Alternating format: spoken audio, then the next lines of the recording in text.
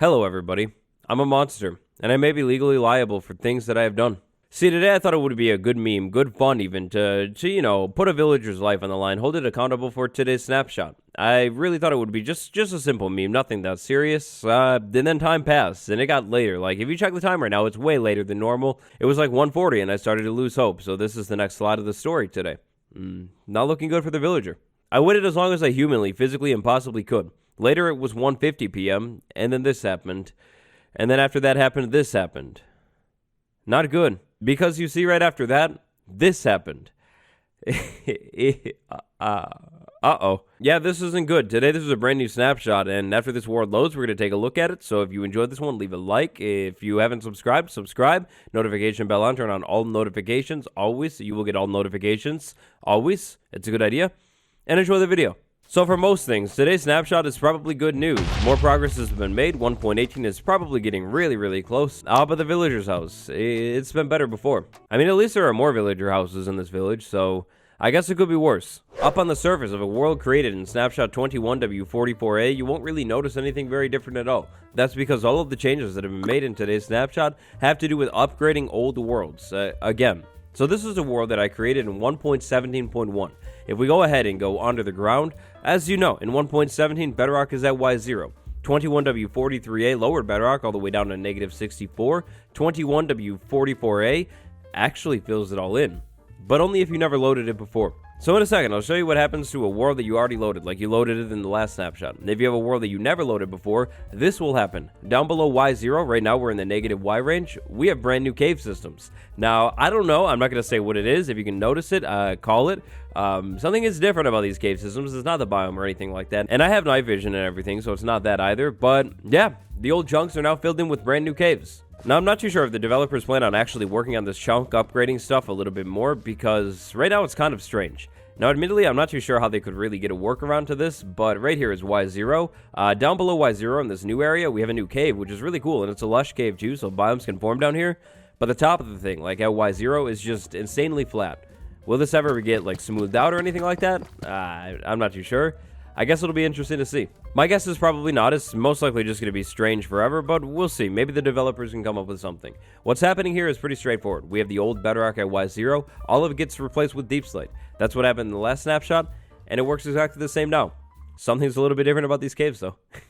And look what I was able to find over here, because everything is different, and this stood out like a lot, actually. So we have tons of tough. We move over. Lots of iron, deep slate iron. Very interesting. Keeps going over this way, iron everywhere, raw iron right there. It's an iron ore vein. Officially, I'm rich.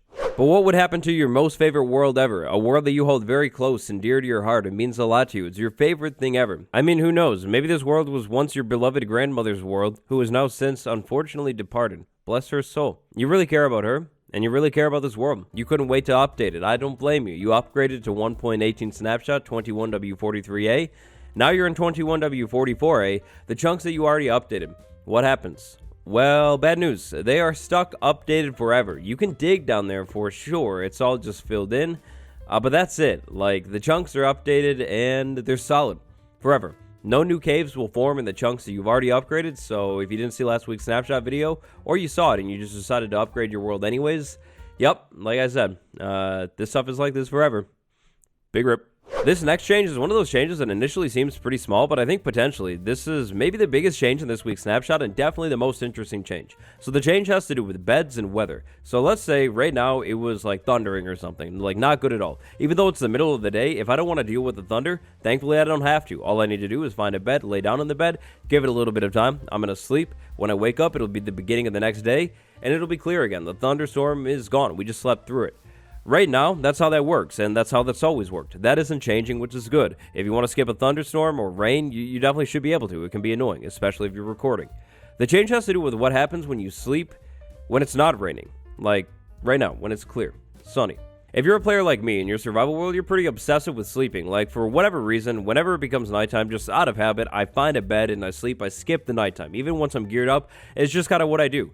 It's nice, because then I never have to deal with the night and rain, but at the same time, I never get to see rain or thunderstorms or anything like that at all, because every single time that I sleep in a bed, even if it's sunny out, the weather cycle is reset. Basically, the game has a built-in clock. This clock, instead of keeping track of time, keeps track of the weather cycle and how long it's been like that. Let's say it's sunny, and it's been sunny for a really, really long time. Eventually, that clock is going to decide, hey, it's been sunny for way too long. Let's make it rain.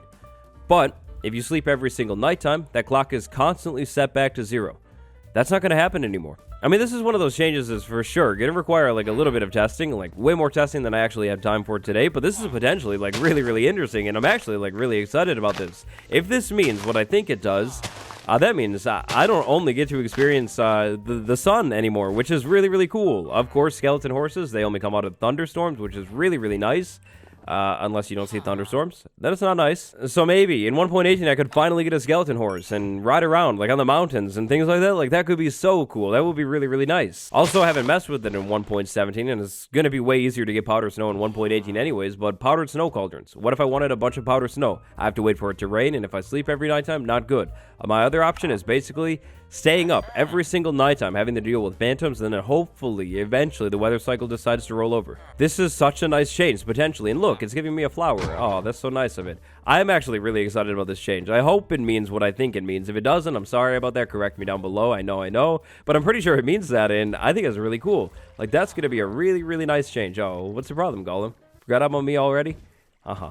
In an earlier 1.18 snapshot, a brand new toggle called Simulation Distance was added. In this week's snapshot, the toggle has been kind of like enhanced a little bit. It controls a new thing. So Simulation Distance right here, let's go ahead and lower that down all the way to 5 chunks. And then we have water right here. All we're going to need to do is move like 5 chunks or more away from this thing. And then the water should lock up, I think. Now, I don't know what this is going to look like, or if it's even going to look like anything at all. Villagers locked up, so it should be good. I feel like we're probably 5 chunks away. I think the water won't be updating.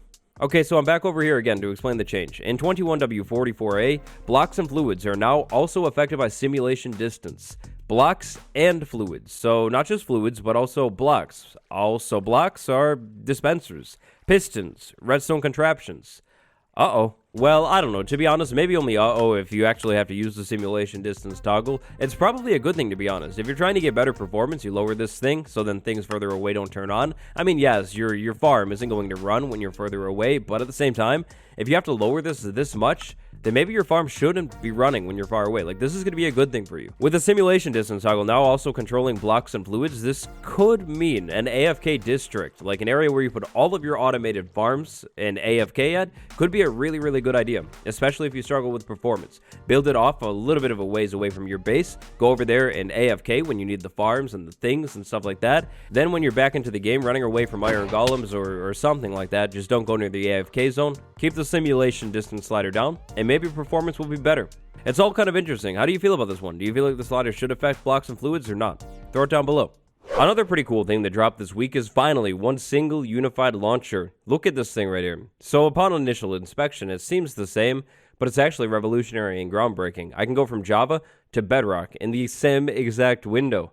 This is everything. This unified singular launcher is amazing. I've been waiting for something like this for years. All it took is Minecraft coming to Game Pass for it to happen, so I mean, hey, that's pretty cool. Now I can finally make the switch over to Bedrock Edition. Goodbye, Java. This is my announcement. This is the final Java snapshot video I will ever make. Or maybe not, I don't know. You'll have to wait till next week to find out. Also, Minecraft Dungeons is in this launcher too, and there's so much extra space over here, they could make so many more games, like Minecraft Story Mode Season 3, or maybe Minecraft Story Mode Season 4. Okay, no, but actually, the launcher is really, really cool. There's tons of information here. Not only can you access all of the versions of the game, but there's also patch notes. I think the patch notes have been here for a while. I don't really use them. But then also in Bedrock, there's information too. It's just all around a really, really nice thing. I like it. The reason we have this brand new unified launcher is for one reason and one reason only. Minecraft is now available on Game Pass for PC. If you have Xbox Game Pass, then you're going to have Java Edition and Bedrock. It's actually pretty sweet. There's a whole blog post on it. It happened on November 2nd, but basically, they finally realized that it's so inconvenient for people who play both versions of the game to have to switch between the whole thing. Like, it's all in one launcher. That's great. The launcher icon is basically the smallest thing in the world, though. Like, why is that block so small? Honestly, I know it looks basically exactly the same, but the new launcher is a whole work of art. So moving on to technical changes. Here are the technical changes in the snapshot, and then finally, bug fixes. 1.18 has bug fixes. Now, today's video is already a little bit late. Usually I would go over some of these bug fixes, but today, there's no time. I will say, though, unfortunately, that the intriguing bug, MC bug 239854, where the nether had no bedrock at all, has been fixed. It's the one I dropped a video on earlier this week. The nether is back to normal. That is basically it for this week's snapshot, and then also this week's launcher update. What do you think about the new launcher? What do you think about the snapshot? Definitely share your takes down in the comments. Leave a like, it really helps out. Subscribe for more videos just like this, and remember to turn all notifications on. You'll never miss an upload again. Side note, what are the villagers doing over here? Like, this is so far away from the village. Like, what are they doing? The nitwit, like, led them over there, too.